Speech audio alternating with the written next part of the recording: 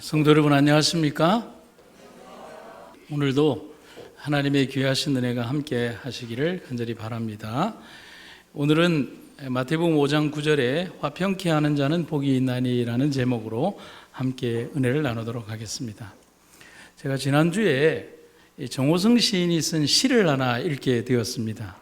그 시의 제목이 뭐냐면 노근이 엄마라는 시인데, 노근이가 아마 자기의 친구를 말하는 것 같아요. 근데 이 시가 오늘 우리들에게 이 설교를 여는 중요한 하나의 키워드가 될 것 같습니다. 읽어드리겠습니다. 노근이 엄마. 내 가장 친한 친구 노근이 엄마가 지하철역 남자 화장실 청소 일을 하신다는 것을 알고부터 나는 화장실에 갈 때마다 오줌을 깨끗하게 눈다. 단 한 방울의 오줌도 변기 밖으로 흘리지 않는다. 그럴 때마다 노근이 엄마가 원래 변기는 더러운 게 아니다. 사람이 변기를 더럽게 하는 거다. 사람의 더러운 오줌을 모조리 다 받아주는 변기가 오히려 착하다. 니는 변기처럼 그런 착한 사람이 되거라 하고 말씀하시는 것 같다. 여러분, 이 짧은 시 한 편에서 참 많은 생각이 드십니까? 저도 그렇게 생각을 못 했거든요. 변기가 참 착하구나. 더러운 오줌을 모두 받아주는 변기, 그런 사람이 되라는 노근이 엄마의 말처럼 그리스도인이 이 세상 속에서 그런 사람들이 되어야 되지 않을까 우리가 오늘 생각해 보는 겁니다. 예수를 믿어온 지 참 오래되었지만 저는 여전히 그런 삶을 살지는 못하는 것 같아요. 내 기분에 따라서 혹은 내 마음에 따라서 내가 인간적으로 판단해보고 결정해서 그런 생각에 사로잡힐 때가 많은 것 같아요. 그래서 하나님은 우리에게 팔복의 이야기를 통해서 우리가 어떤 사람이 되라고 말씀해 주시는 것입니다. 오늘 특별히 세상에 화평을 주는 사람, 나로 인해서 세상이 밝아지는 사람, 나 때문에 웃을 일이 더 많은 그런 세상, 그리고 나 때문에 이 교회가 그리고 내가 속해 있는 모든 곳들이 밝아지고 아름다운 그런 세상이 되기를 간절히 바랍니다. 야고보의 기별을 보면 이렇게 되어 있어요. 화평케 하는 자들은 화평으로 심어 의의 열매를 거두느니라. 그런데 이것을 쉬운 번역으로 읽으면 이렇게 됩니다. 평화를 위해 힘쓰는 자들은 그들의 어떤 삶으로? 그들의 의로운 삶으로 좋은 열매를 맺게 될 것입니다. 결국 오늘 우리들에게 말씀하시는 화평케 하는 자는 우리의 삶과 생애가 이 세상 속에서 어떤 모습으로 비춰지고 또 어떻게 나아갈 것인가를 분명하게 말해준다는 겁니다. 화평케 하는 자의 사명은 다른 사람에게 희망과 꿈을 실어주는 삶이라고 할 수가 있습니다. 누구와 같은 삶이죠? 그리스도와 같은 삶이고 또 그리스도인의 삶이 그런 삶이라는 것입니다. 산상보훈에 있는 글을 읽어보면 이렇습니다. 그리스도를 따르는 자들은 평화의 기별을 가지고 세상으로 보내진다. 아멘. 자신도 몰래 조용히 거룩한 생애에 가마를 끼치는 자는 누구나 그리스도의 사랑을 드러낼 것이다. 언행을 통해 다른 사람들에게 죄를 버리고 마음을 하나님께 바치게 하는 자는 누구나 화평케 하는 자이다. 제가 옛날에 영남 36에 교목으로 있을 때 좀 뭔가 잘해보고자 하는 열정이 너무 지나쳤어요. 성경 수업을 막 하는데 아이들이 제 성경 수업만 되면 다른 걸 하는 거예요. 저는 성경을 열심히 가르치는데 한 친구 하나가 막 수업 시간에 다른 친구의 노트를 가지고 막 열심히 베끼고 있는 겁니다. 그래서 제가 참으려고 했지만 그날따라 뭔가 좀 기분이 많이 안 좋았나 봐요. 그 친구를 불러내어서 뭘 하고 있냐라고 했더니만은 그 아이가 당당하게 성경 수업이 재미가 없어서 다른 걸 합니다라고 얘기를 하는 거예요. 조금 립 서비스라도 좀 저에게 해주면 좋은데 그렇게 얘기를 하는 거예요. 근데 그 친구가 누구야 하면 제가 참 아끼는 목사님의 아들의 친구였어요. 이게 그러니까 아는 친구가 좀 더하다고 그렇게 얘기를 하니까 제가 화가 나서 너 그렇게 하면 안 된다고 하면서 그 아이의 노트를 그 아이가 보는 앞에서 쫙쫙쫙쫙 찢어버렸어요. 그렇게 하면 안 되는데 저도 사람인지라 그렇게 한 거예요. 그런데 그 아이가 저를 이렇게 보더니만은 이렇게 얘기하는 겁니다. 저 목사님 싫어요. 그러는 겁니다. 그것까지도 괜찮았는데 저 이제 교회 안 다닐 거예요. 라고 하는 겁니다. 가슴이 철렁 내려가는 겁니다. 그러면서 뭐라고 얘기하냐면 지난번 목사님, 제 전임 목사님, 김원상 목사님은 안 그랬는데 목사님은 참 나빠요. 이러는 것입니다. 이게 갈수록 더 태산인 겁니다. 그러면서 이제 수업 시간이 끝나고 이렇게 가는데 아이가 제 옆을 지나서 막 뛰어가는 겁니다. 그런데 제 마음이 너무너무 아픈 거예요. 제 행동이 부끄럽다기보다는 그 아이의 인생에 제가 무언가 안 좋은 영향을 끼쳤고 그 아이에게 너무 깊은 상처를 주었다는 것이 너무 마음이 아팠어요. 그래서 막 뛰어가는 아이를 잡았어요. 그러니까 제가 그 아이를 또 잡으니까 아이가 살짝 새파랗게 이렇게 놀라는 겁니다. 그래서 제가 그 아이에게 이랬습니다. 야, 미안하다 그랬습니다. 내가 정말 미안하다. 그런데 나는 미워해도 되는데 너 교회 안 다닌다는 소리만큼은 안 해주면 어떻겠니? 제가 눈물이 글썽글썽했어요. 그랬더니만 그 아이가 제 행동을 보고 혼날 줄 알았는데 그렇게 하니까 조금 놀랐나 봅니다. 그러더니만 저를 이렇게 보더니만은 이렇게 합니다. 교회는 다닐게요. 그러더라고요. 이 세상에서 살아가며 제가 한 4년 동안의 생애를 하면서 참 많은 일들이 있고 그 이후에도 목회 생활을 했지만 누군가에게 평화를 주고 기쁨을 주는 것은 참 어렵다는 사실을 알게 됩니다. 왜냐하면 저도 자존심이 있고 저도 기분이 있고 저도 뭔가 감정이 있고 그런데 누군가에게 화평과 기쁨을 주기 위해서는 제가 나를 참 많이 다스려야 한다는 사실을 우리가 알기 때문이라는 겁니다. 그런데 일본의 한 작가 가운데 한 분이 그런 글을 썼어요. 굉장히 고통스러워하는 병을 지닌 웃음이라는 아주 어린 아이에게 이분이 뭐라고 얘기를 했냐면 웃음이야 아프지 그런데 네가 웃어야 거울 속에 너도 웃는단다 라고 하는 말을 제가 어느 글을 통해서 읽게 된 거예요. 성도 여러분, 제가 행복하지 않으면 누군가에게 기쁨을 줄 수 없죠. 내가 행복하지 않으면 누군가에게 기쁨을 줄 수도 없고 화평을 줄 수도 없는 거예요. 오늘 우리에게 말씀하신 팔복의 조건 가운데 화평케 하는 자라고 하는 것은 나 자신만의 믿음을 얘기하는 것이 아니라 나로 인해서 그 무언가 세상에 나와 함께한 모든 사람들에게 기쁨과 은혜를 끼치는 그러한 영향력이 있는 삶의 모습이라는 사실을 여러분과 제가 잊지 마시기를 간절히 바랍니다. 화평케 하는 자는 복이 있나니. 오늘 우리에게 주어진 사명이 무엇인지를 한번 생각해 보도록 합시다. 여러분, 당장 지금 이 사진 보면서 여러분들 마음이 기쁘십니까? 네, 그런 영향력과 같은 거예요. 우리의 오늘이 다른 사람들에게 평화를 주는 이들이 되기를 간절히 기도합니다. 잠깐 한번 실험해 볼까요? 옆 사람을 한번 보시죠. 어떤 기분이 드세요? 좋아요? 아니면 이 인간이 왜 또 왔나라고 그런 생각을 하고 계십니까?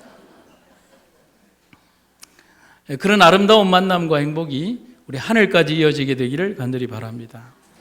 아주 오래전에 미국 남부에 제레미라고 하는 한 청년이 있었어요. 집이 너무 가난했어요. 근데 너무 가난했지만 어렵게 공부해서 대학에 들어갔습니다. 대학 근처로 가서 이사 가서 학비를 벌려고 농장에서 일을 시작했는데 문제는 돈이 너무 없다 보니까 농장에서 일을 하면서 자기 도시락을 싸가지고 가야 되는데 돈이 없어서 자기만 도시락을 싸갈 수가 없었어요. 그래서 점심시간이 되면 다른 사람들에게 피해를 주거나 자기 자신이 너무 초라해지니까 슬쩍 다른 데로 가기 시작한 거예요. 근데 다른 사람들은 모른다라고 생각을 했어요. 그러던 어느 날 자기를 지도하는 농장의 조장이 좀 나이가 있는 분이었는데 갑자기 막 점심시간 때쯤 돼서 화를 내는 소리가 들리더라는 거예요. 뭐라고 얘기를 하느냐면 아니 이놈의 부인이 정신이 나갔나? 밥을 왜 이래 많이 싸주는 거야? 하면서 막 화를 내더라는 겁니다. 그러면서 이 조장이 제레미에게 야 밥이 너무 많으니까 내가 다 먹을 수가 없으니까 너 좀 먹을래? 하고 이 빵이 된 봉지를 툭 던져주더라는 것입니다. 제레미는 생각을 해보니까 점심을 어차피 먹을 수 없는 처지였는데 조장이 밥이 남는다라고 하니까 부담감이 없이 점심을 먹었습니다. 그런데 그 부인은 참 이상했어요. 남편이 그렇게 화를 낸 것 같은데 매일매일 밥이 많은 거예요. 그래서 매일 점심시간만 되면 밥이 많다고 투덜거리고 이렇게 밥이 든 봉지, 점심이 든 봉지를 이 제레미에게 매일매일 줬다는 거예요. 한 2달 이상을 그렇게 한 거예요. 시간이 어느 정도 지나고 방학이 끝나면서 제레미는 학교에 돌아가게 되어서 마지막 인사를 하려고 농장 사무실에 들러서 여러모로 고마움을 전했어요. 장학금도 받았고 일당도 받았고. 그런데 누가 제일 고마웠을까요? 자기에게 한 2달 동안 계속 이게 남는 밥을 주었던 그 조장님이 너무 감사했고, 알지 못하는 그 사모님이 너무 고마웠어요. 그동안 감사하다는 이야기도 하면서 조장의 안부를 묻는데 마침 그날 조장이 출근하지 않은 날이었어요. 그래서 이 제레미가 거기에 있는 사무실 직원들에게 그 사모님에게 인사를 해야 되는데 그 사모님은 잘 계신지 모르겠다라고 얘기를 했어요. 그러니까 사무실 직원이 이렇게 대답을 하더라는 거예요. 그분은 부인이 안 계신데요? 사별한 지 오래되셨어요 라고 얘기를 하더라는 겁니다. 제레미는 그제서야 매일매일 이 도시락이 그렇게 많았던 이유, 그리고 많아야 했던 이유를 알게 된 거예요. 누구를 위한 행동이었어요? 자기를 위한 행동.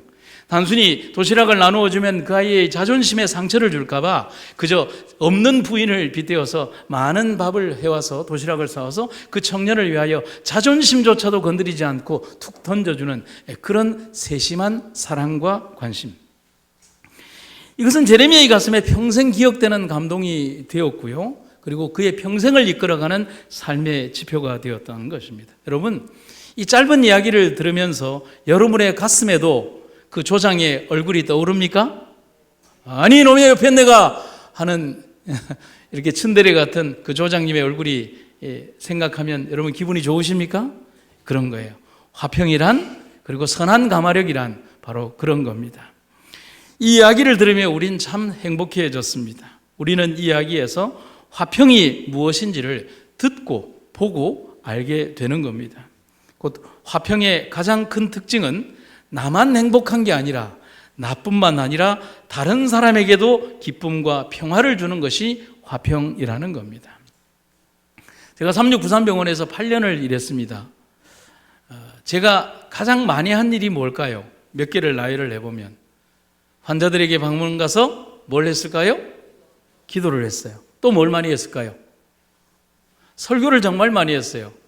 어떤 때는 한 주에 한 8번 설교를 한 적도 있어요. 또 뭘 많이 했을까요? 회의를 참 많이 했어요. 어떤 때는 일주일에 한 13번의 회의도 참여한 적이 있어요. 그런데 그 중에서도 정말 많은 시간을 시간적으로 제일 많이 할애한 것은 병원에서 꽃을 많이 심었어요. 3693병원이 워낙 좁은 터 위에 건물이 빽빽하게 들어서다 보니까 어디 한 군데에 정 붙일 만한 게 없어요. 환자들이 나와도 아스팔트밖에 없고 차디찬 콘크리트밖에 없고 그냥 흰 벽밖에 없는 거예요. 그래서 원장님에게 부탁하고 또 부원장님에게 부탁해서 제가 꽃을 살 수 있는 좀 지원을 해달라. 그러면 제가 꽃을 좀 심고 싶다. 그래서 제가 화원에 가면요, 제가 화원의 큰 손이었어요. 한 번씩 사면 제가 몇십만 원어치씩 사오거든요. 그렇게 사와서 그 꽃을 심어야 하는데 꽃 심을 시간이 없잖아요. 그래서 오후 5시에 퇴근하고 나서 한 6시부터 밥 먹고 와서 한 밤 10시까지 꽃을 계속 심는 거예요. 그런데 꽃을 이렇게 심고 있으면 환자들이 와요. 환자 가족들이 쓱 지나가면서 제 꽃 심는 광경을 1시간이고 2시간이고 보기도 하고, 어떤 분은 와서 이 꽃은 뭐예요? 라고 얘기하는 분도 있고요. 어떤 분은 와서 그 꽃은 그렇게 심으면 안 돼요 라고 하면서 꽃 이야기를 한참을 하는 거예요. 나무도 심고 또 풀도 뽑고 또 그런 꽃 심는 것을 화분도 만들고 이렇게 하면서 병원 곳곳에다가 화분꽃, 어떤 때는 코스모스를 쫙 뿌려서 그렇게 했어요. 정말 많은 분들과 대화를 하게 되었어요. 왜냐하면 무엇을 통해서요? 그 꽃을 통해서. 그런데 그 꽃이 사람들에게 희망과 기쁨을 주는 거예요. 어떤 날은 제가 꽃에 물을 주고 이렇게 했는데 저에게 이런 얘기를 하는 거예요. 아저씨, 그분은 제가 목사인지 모르니까요. 아저씨, 어제 꽃 심으셨죠? 그러니까 예, 제가 꽃 좀 심습니다 라고 얘기를 하니까 그분이 눈물을 흘리면서 그러는 거예요. 그 꽃 제가 제일 좋아하는 꽃이에요. 제가 그 꽃 때문에 오늘 기뻐요 라고 얘기를 하면서 가는 거예요. 그렇게 많은 분들과 대화를 하면서 그 꽃을 심게 된 거예요. 그때 저는 제일 행복했어요. 환자들에게 기쁨을 줄 수 있다는 것이 너무 행복했어요. 그들이 흘리는 눈물은 아픔의 눈물이 아니라 위로의 눈물이었던 거예요. 저는 그래서 그때 생각했어요. 화평이란 이런 거구나라고 말입니다.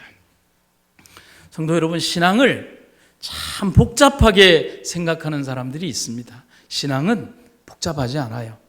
신앙은 참 단순한 방정식이 신앙이에요. 예수님이 보여주셨던 삶과 생애를 바라보고 누구처럼 살면 돼요? 예수님처럼 살면 돼요. 사랑하고 베풀고 아끼고 용서하고 관용하고. 화평을 그렇게 베풀면 화평은 그렇게 그 사람들에게만 가는 게 아니라 내 마음에 화평이 찾아온다는 사실입니다. 그래서 예수님은 화평케 하는 자가 하나님의 아들이 되리라고 말씀하십니다. 근데 조금 여러분 서운하시죠? 집사님들. 화평케 하는 자가 하나님의 아들과 딸이 되리라 라고 하면 좀 좋을 텐데 아들만이라고 해서 제가 좀 다르게 읽어드릴게요. 화평케 하는 자는 하나님의 딸들이 되리라. 좋으십니까? 성도 여러분, 하나님의 자녀가 되기를 원하십니까? 그렇다면 주님이 가르쳐 주신 삶을 살아가도록 합시다. 빛이 되는 삶을 살도록 합시다. 조금 공부를 해보면 화평이라는 말은 히브리어로 여러분들이 잘 아는 말은 샬롬이라고 합니다. 한번 해볼까요? 샬롬. 기쁘게 웃으면서 해야지. 어금니 꽉 깨물고 샬롬 이러면 안 되는 거예요. 어떻게 해야 돼요? 밝게 웃으면서 샬롬. 옆에 사람과 한번 해봅시다. 서로 샬롬. 어금니 깨물지 말고. 네. 헬라 말로는 에이레네라고 합니다. 에이레네. 근데 이 단어라는 게 참 재미가 있어요. 샬롬이라는 말 자체가 말을 하면 웃게 돼 있어요. 에이레네는 말 자체도 단어 자체가 풍기는 것이 밝음을 선사하죠. 영어로 하면 peace라고 합니다. 그런데 우리 한글과 영어의 사전적 의미는 이래요. 전쟁이나 불화의 반대말이 평화나 화목이야. 안 싸우면 화목이라고 해요. 그런데 히브리어와 헬라어가 나타내는 화평은 조금 달라요. 평안과 안식의 의미라는 거예요. 우리가 정말 기쁨으로 쉴 수 있을 때, 여러분, 우리가 정말 화평 가운데 젖어들면 평안한 잠을 잘 때, 곧 하나님으로부터 오는 평안과 안식을 바로 화평이라고 하는 겁니다. 그래서 하나님이 주시는 평안이란 고통과 공포가 전혀 없는 평안이라기보다는 고통과 공포의 상황에서도 하나님 때문에 하나님 안에서 안정을 갖는 평안이라고 하는 겁니다. 여러분 그런가요? 삶이 아무리 힘들고 어렵더라도 내게 어떤 고통의 순간이 다가온다 할지라도 하나님 안에 내 자신을 가득히 놓고 나면 내 자신이 기쁨과 은혜 가운데에서 평안히 스르르 쉼을 얻을 수 있는 그런 평안이 화평이라는 것입니다. 어느 중학교 미술 시간에 선생님이 평화라는 주제로 자유 그림을 그리게 했습니다.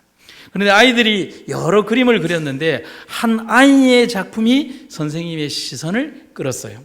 제가 그 그림을 가져오지는 못했지만 그 그림을 설명을 하면 이렇게 되어 있어요.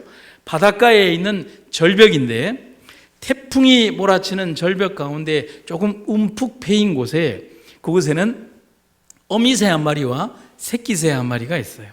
그곳에서 어미새가 이 바람이 불고 그 다음에 비가 쏟아지는 그 가운데에서 새끼새를 품 안에 안고 그 안에서 비도 젖지 않고 그 다음에 바람도 들어가지 않도록 꼭 안아주고 있는데 그 새끼새가 그 폭풍 가운데에서 비가 들이치는 가운데에서 어미의 날개 품 안에서 소곤소곤 자고 있는 그림이었어요.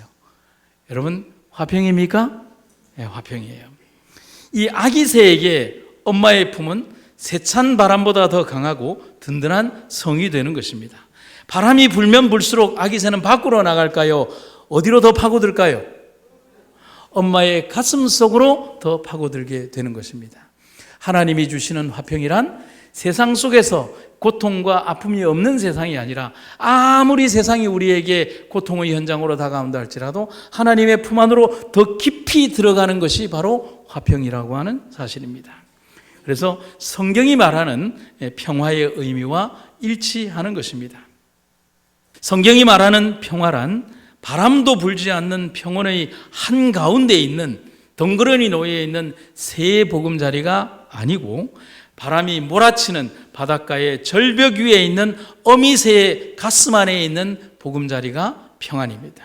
그 성경이 말하는 평안은 세상에서 환난과 고난이 없는 평안이 아니라 환난과 고난 가운데에서 느끼는 평안이라는 것입니다. 여러분들의 삶을 한번 돌아보시죠. 죽을 뻔한 경험 많으셨죠? 자녀 때문에 가슴 철렁했던 경험은 더더욱 많았고요. 삶의 애환과 곡절들, 그리고 죽음보다도 더 깊은 고통과 아픔이 여러분들의 삶의 순간을 얼마나 많이 휘젓고 다녔나요? 그러나 그 모든 삶의 여정 가운데에서 하나님께서 우리를 안아주시고 돌보아 주시고 이끌어 주셨던 과거의 그날들을 우리는 감사하게 되는 것입니다. 우리 삶은 분명한 고통과 슬픔이 있습니다. 하지만 우리는 위로자요, 평안을 주시는 예수님을 통해서 이겨나갈 수가 있습니다. 아멘입니까? 아멘입니다. 한 두 가지를 생각을 해보겠어요. 첫 번째, 화평케 하는 자는 먼저 자기 자신과 화평한 자가 되어야 합니다. 무슨 말이냐면 자신을 다스릴 줄 아는 사람이 화평한 사람이 된다는 것입니다. 화평이란 개인과 개인 혹은 국가와 국가, 그리고 근본적으로는 하나님과 인간의 관계 회복으로 인한 궁극적인 평화를 의미합니다. 두 사람이 싸우면 화평이 있을 수 있을까요? 그런 거 없어요. 그래서 누군가 이런 얘기를 합니다. 내 안에서, 자기 안에서 전쟁을 치르고 있는 사람이 어떻게 다른 사람과 화평할 수 있느냐 하는 겁니다. 우리는 매일의 삶에서 이 사실을 깨달을 수가 있어야 합니다. 여러분, 제가 제일 안식일 아침에 조심하는 게 뭘까요? 안식일 아침에 제일 조심하는 게 뭘까요? 어떻게 해서든지 우리 집사람과 안 싸우려고 합니다. 이거 치명적이에요. 여러분, 제가 안식일에 평정의 마음을 잃어버리고 여러분들 앞에 서면 제 설교가 어떻게 될까요? 자꾸 이상한 데로 가기 시작하는 것입니다. 저는 그걸 굉장히 느껴요. 내 마음속에 평화가 있어야만 우리 성도들에게 평화를 드릴 수 있다는 것입니다. 바울을 한번 떠올려 보죠. 예수님을 만나기 이전에 바울의 삶은 완벽했어요. 신앙적 열심, 외형적 모습, 사회적 지위, 신앙의 행동들. 하지만 그렇게 신앙적으로 열심히 산다고 아둥바둥 살았지만 실제로 바울의 삶에 기쁨이 있었어요? 바울의 삶에 기쁨이 없었어요. 주님을 향해서 열심히 살고 다른 사람을 칼로 죽이고 그리고 고문하여 죽이고 그렇게 열심히 살았는데 자기의 삶에 기쁨이 없어요. 즉 평안이 없었다는 말인 거예요. 이런 그가 다메섹 도상에서 예수님을 만났습니다. 그런데 그가 변했어요. 분쟁과 살육, 다툼만을 일삼던 그가 이제는 가는 곳마다 화평을 심는 사도로 변했습니다. 핍박하는 그가 핍박을 당했어요. 그런데 핍박당하면서 기쁜 거예요. 핍박당하면서 즐거운 거예요. 자기가 간증과 이야기와 설교를 할 때마다 사람들이 감동받고 주님 앞으로 오는 거예요.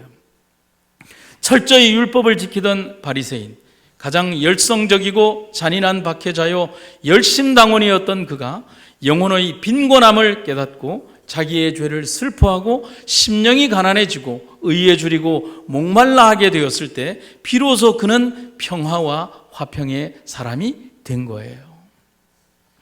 그런데 어떤 분의 글을 읽으면서 많은 생각을 하게 되었어요. 불행히도 오늘날 대다수의 사람들은 너무 공격적이며 프로그램 중심적이다. 그들은 어떤 목표를 성취하기 위해서 자기 자신을 무서운 속도로 몰아간다. 그 과정 가운데 종종 다른 사람을 짓밟기도 한다. 그들은 자기들이 하고 있는 일이 무엇인지 멈추어 서서 생각해 볼 여유가 전혀 없다. 그들의 삶은 혼란과 언어의 폭력을 드러낸다.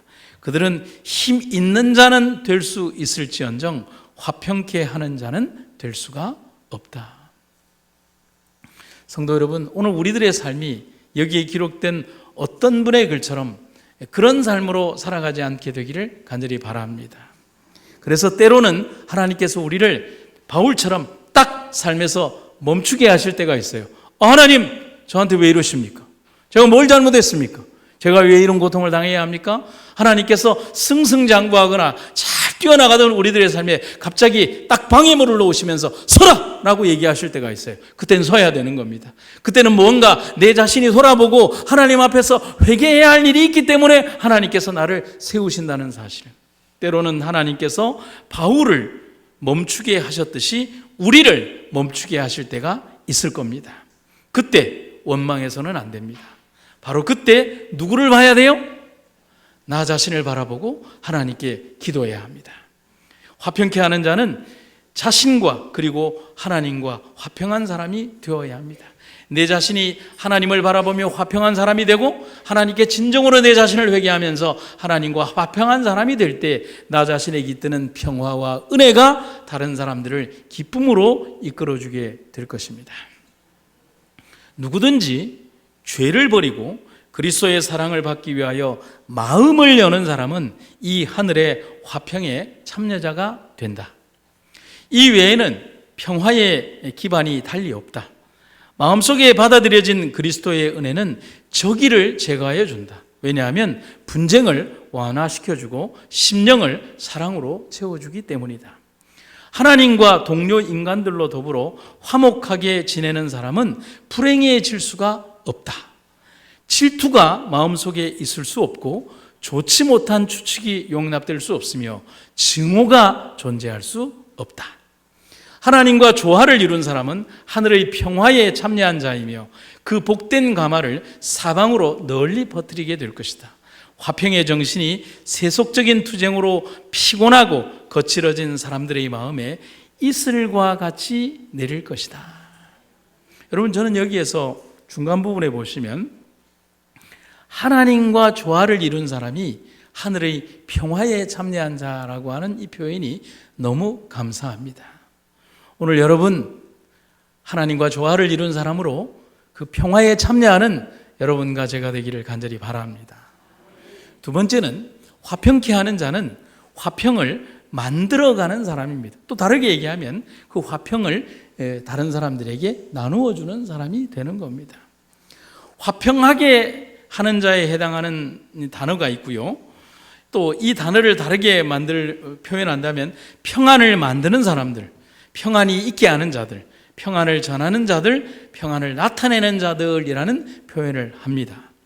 우리는 모든 삶에서 하나님이 예수님의 대속을 통해 주신 평안을 나타내야 합니다. 그래서 우리의 삶을 통해서 기쁨과 은혜가 주어져야 하는 것입니다. 여러분, 제가 3693병원에 근무할 때 제가 환자들에게 어떤 모습으로 비춰졌을까요? 여러분, 제가 병원에 환자 방문을 가면요, 60대 이상의 할머니들, 약간 70대 이상의 할머니들은 저를 신성일로 봅니다. 잘생겼다 그래요. 여러분들은 뭐 인정 안 하실지 모르지만 제가 방문을 쫙 열고 들어가면 그냥 저를 신성일 보듯이 봅니다. 잘생겼다 그래요. 영 분위기가 좀, 그분들을 딱 가서 이제 손을 잡고 기도를 해드리고 함께 이야기 나누고 그리고 또 가서 방문하고 기도하고. 그런데 그분들이 저의 기도를 들을 때마다 참 감사하고 기뻐하는 것입니다. 수술실에서, 그리고 중증병동실에서, 그리고 중환자실에서.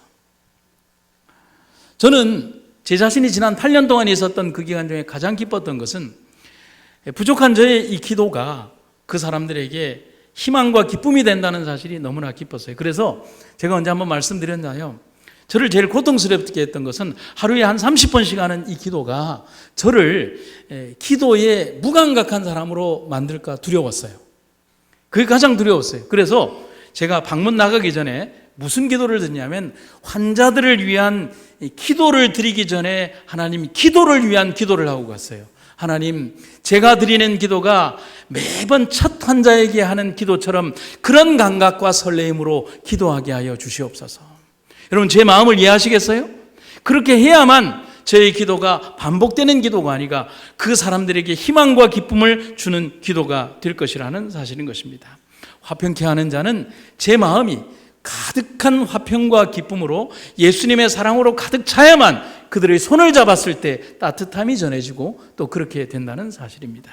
오늘 여러분과 제가 바로 그러한 화평의 사람으로 내 마음속 그리스도의 사랑을 가득 품은 사람으로 살아가게 되기를 간절히 바랍니다. 여러분들도 저를 신성이를 보듯이 좀 봐주시기 바랍니다. 그래서 서양의 브로드스라고 하는 신학자는 이런 얘기를 합니다. 같이 읽어볼까요? 시작. 세상에서 화평케 하는 일보다 더 하나님을 닮은 일은 없다. 우리는 이 세상에 살아가면서 두 부류의 사람 가운데 하나가 될 겁니다. 어떤 부류의 사람요? 좀 영어를 써서 죄송합니다. 피스메이커, 뭐죠? 평화를 만드는 사람들. 또 다른 사람은요, 트러블 메이커, 뭐죠? 문제를 만드는 사람들. 내가 살아온 삶의 행적과 궤적이 그리고 그 경험이 도움이 될 때도 있지만 다른 사람과 교회를 고통으로 몰고 가는 그런 트러블 메이커가 될 수 있음도 기억하시기 바랍니다. 여러분, 우리의 삶에서 가장 조심해야 되는 것은 내가 살아온 지난날의 삶의 경험들, 축적된 기술들이 이제 신앙을 뒤처져서 뒤에 오는 사람들에게 잔소리가 되고 또 다른 어떤 고통이 되고 아픔이 되어서는 안 된다는 사실인 것입니다. 내 삶의 경험들이 다른 사람들을 도와줄 수 있는 삶의 경험이 되기를 바랍니다. 여러분, 제가 여러분들에게 그림 하나를 보여드릴게요. 나는 어떤 부류의 사람일까? 제목이 뭐죠? 나는 걸림돌입니까? 디딤돌입니까? 여러분, 이 그림은 우리에게 참 시사하는 바가 커요. 그렇지 않나요? 똑같은 위치에 있는 똑같은 사람이지만 내 자신의 삶의 경험과 궤적이 다른 사람들을 막는 걸림돌인지 아니면 더욱더 겸손함으로 낮아져서 다른 사람들이 나를 밟고 지나갈 수 있도록 하는 디딤돌이 되는지. 여러분, 그래서 저도 은퇴를 한 5년 정도 남겨두면서 제가 어느 날 갑자기 떠오른 글이 있었어요. 그것을 급히 제가 설교 노트나 어떤 제목이 생각나면 써놓는 이런 종이가 있는데 그걸 급히 써서 제가 붙여놨어요. 뭐라고 해놨냐면, 오 목사, 이 세상에서 너가 사라지는 것을 두려워하지 말라. 제가 그렇게 써놨어요. 제가 언젠가 한번 그 제목으로 설교를 할 겁니다. 기억해 주십시오. 살아가며 목사에게 35년의 삶을 살면서 목사에게 남는 욕심은 뭘까요? 유명해지고 싶은 것, 사라지고 싶지 않은 것, 나는 유능하다라고 생각하는 것. 그런 욕심과 아집 속에서 나는 사라지지 않으려고, 다음 세대의 사람들에게 뭔가 더 많은 기회를 주지 않으려고 그런 아집 속에 살아오게 됩니다. 그래서 어느 날 제가 글을 읽는 가운데 제 자신이 느낀 것, 오 목사, 너 사라지는 것을 두려워하지 말라.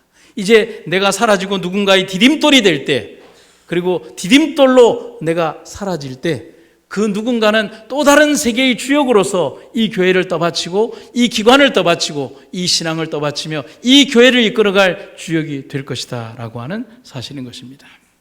성도 여러분, 내 자신이 어떤 모습인가를 깊이 생각하는 여러분과 제가 되기를 간절히 바랍니다. 설교를 준비하면서 유명한 시가 떠올랐어요. 여러분 한번 보시겠습니다. 주여, 나를 당신의 도구로 써주소서. 미움이 있는 곳에 사랑을, 다툼이 있는 곳에 용서를, 분열이 있는 곳에 일치를, 의욕이 있는 곳에 신앙을, 그릇됨이 있는 곳에 진리를, 절망이 있는 곳에 희망을, 어두움의 빛을, 슬픔이 있는 곳에 기쁨을 가져오는 자 되게 하소서. 위로받기보다는 위로하고, 이해받기보다는 이해하며, 사랑받기보다는 사랑하게 하여 주소서. 우리는 줌으로써 받고 용서함으로써 용서받으며 자기를 버리고 죽음으로써 영생을 얻기 때문입니다. 프란시스코의 이 기도는 우리에게 화평의 의미를 너무도 정확히 가르쳐 주고 있습니다.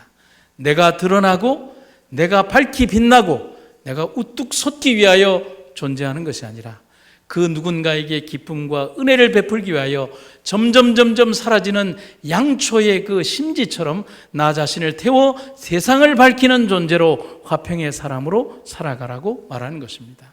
여러분 이 찬미 기억하나요? 이름 없이 빛도 없이 살아가는 그런 그리스도인 되기를 간절히 바랍니다. 제가 한 분의 이야기를 들려드리고 말씀을 마치도록 하겠습니다. 한 남자가 87년도에 의대를 졸업했습니다. 전도 유망했던 그는 지구에서 가장 위험한 지역인 아프리카 남수단에서 봉사활동을 시작했습니다. 그가 찾아간 곳은 남수단의 남쪽의 마을 톤즈라고 하는 곳이었습니다. 남과 북으로 나뉘어 오랫동안 내전을 겪어온 아프리카 수단은 사람들이 가장 가기를 꺼려하는 지역이었습니다. 수단의 톤즈는 더욱더 그랬습니다. 상대를 향한 분노, 증오, 그리고 거기다가 덮쳐오는 가난과 질병, 목숨 걸고 가족과 소를 지키기 위해 태어난 사람들, 그리고 먹을 것이 없어 너무나 고통받는 사람들. 그런 삶에 찌들린 그들은 가족이 아파도 힘들어도 심지어 누가 죽어도 쉽게 눈물을 흘리지 않았습니다. 열악하고 처참한 현실에서 살다 보니 마음이 메말라 버린 것입니다. 그들은 하루를 살아가는 것이 삶의 가장 중요한 목표가 되어버린 사람들이었습니다. 이 남자는 톤즈 사람들을 위해 사람들을 치료하고 병원을 만들었습니다. 하루에 수백 명씩 진료를 했고 또 사람들을 고쳐주었습니다. 그 가운데는 다리가 썩어서 걸을 수 없는 사람들이 그저 작대기 하나에 의지해서 100km를 걸어온 사람들도 있었습니다. 그는 그 사람들을 외면할 수 없었습니다.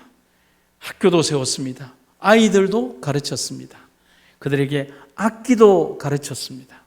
아무도 돌보지 않아 버려졌던 한센병 환자들을 보듬어주고 아이들을 위해 악기를 가르쳐 밴드를 만들었습니다.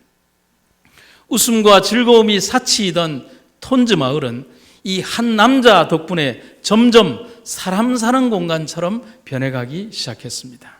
그런데 그것이 영원히 계속되지는 못했습니다. 이 남자는 휴가차 한국에 들어왔다가 자신이 말기 암 환자라는 진단을 받게 됩니다. 다른 사람을 고쳐주는 데 전력했지 자신의 몸에 퍼진 암세포를 알지 못했던 것입니다. 그는 14번에 걸친 항암 치료를 받으면서도 자기가 꼭 살아 돌아가야 하는 이유는 톤즈에 돌아가기 위함이었습니다. 하지만 그는 그토록 가기 원하던 톤즈에 돌아가지 못하고 14번의 항암 치료를 끝으로 결국은 죽음을 맞게 됩니다. 그런데 무슨 일이 있어도 눈물을 보이지 않았던 톤즈 사람들이 강인함과 용맹함만을 믿기에 우는 것이 수치였던 사람들이 가족이 죽어도 울지 않던 그들이 눈물을 쏟고 말았습니다. 그의 편지를 보고 눈물을 흘리며 그렇게 살았습니다. 그의 죽음은 그들에게는 너무나 큰 슬픔이었습니다.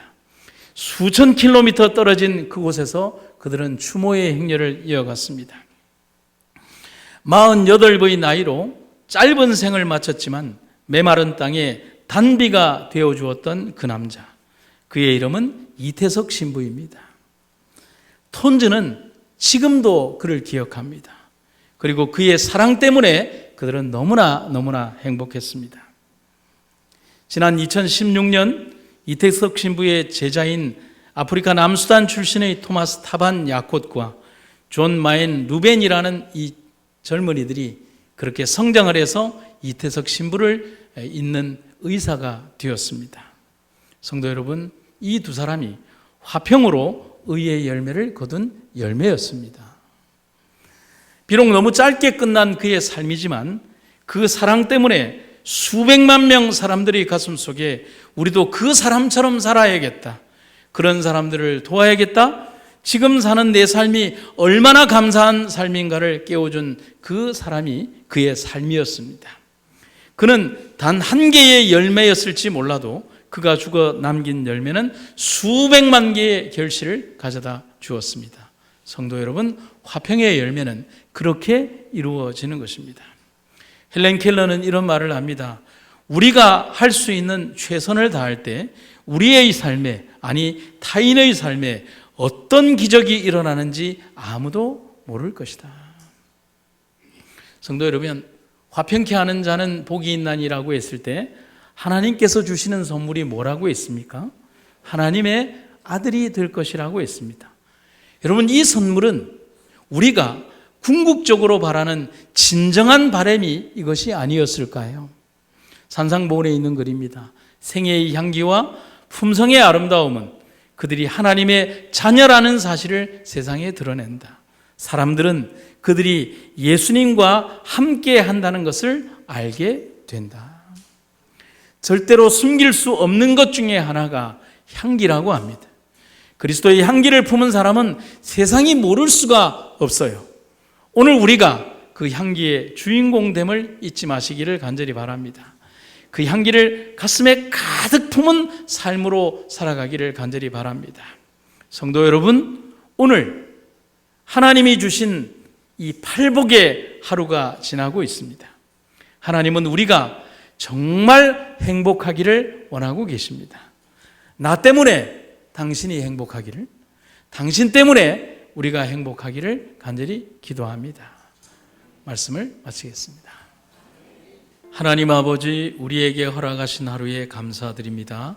오늘 우리의 삶이 누군가에게 행복이 되고 누군가에게 기쁨을 주며 누군가에게 위로가 될 수 있는 아름다운 삶이 되게 하여 주시옵소서. 누군가로 인하여 희망이 되었던 것처럼, 누군가로 인하여 내가 용기를 얻었던 것처럼 이 세상 속에서 세상을 밝히는 작은 빛되는 삶 살아가게 하여 주시옵소서. 오늘도 우리를 불러주신 하나님의 놀랍고 아름다운 사랑이 오늘 우리를 행복으로 이끌어 주신 것을 인하여 감사드리며 화평케 하는 자의 삶으로 주님의 아들과 딸이 되는 귀한 축복 허락하여 주시옵소서. 예수님 이름으로 기도드립니다.